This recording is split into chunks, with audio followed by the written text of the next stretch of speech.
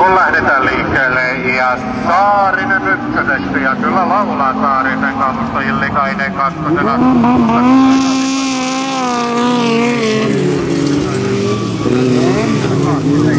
Lähdössä menee viikkipaikalle Lesonen. Ottaa kolmospaikan Jaakolan nelospaikalla tässä vaiheessa Tapio. On kylmä mielestä jätetty tuossa vaiheessa sijalle 5.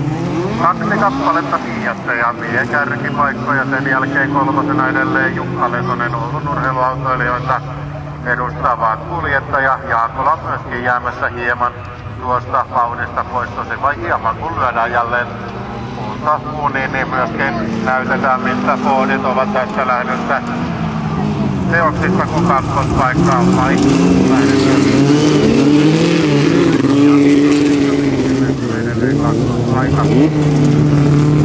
Vilppilä kilpailijalle numero 86.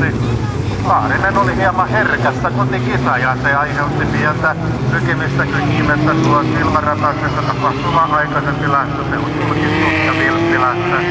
Näin ollen Ville Saarinen tulee sijoittumaan lähtönsä maaliin saapuneista viimeiseksi ja se syö miestä, nimittäin hän on liikkipaikalla ja todellisuudessa näin jatkopaikat menevät seuraavan mukaisesti 8-5. Lesonen ja 8-7. Myöskin Illikainen ulkopuolella tai kyllä Illikaisen. Kyllä siellä kierrosti autossa koneessa. Kyllä se niin kuin Tinkeri.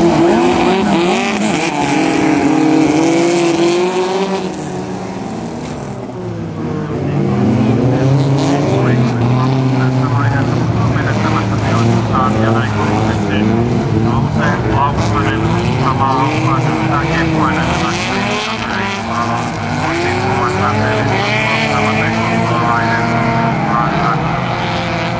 Viimeistä sanaa ei varmasti ole vielä sanottu ja päästä ainakin näyttää närjen sellaisen, että toista sanaa on nelospaikalle, kun lähdetään viimeiselle kierrokselle ja kyllä Tinkeri käy Illikainen ja kyllä väitän, että on varmia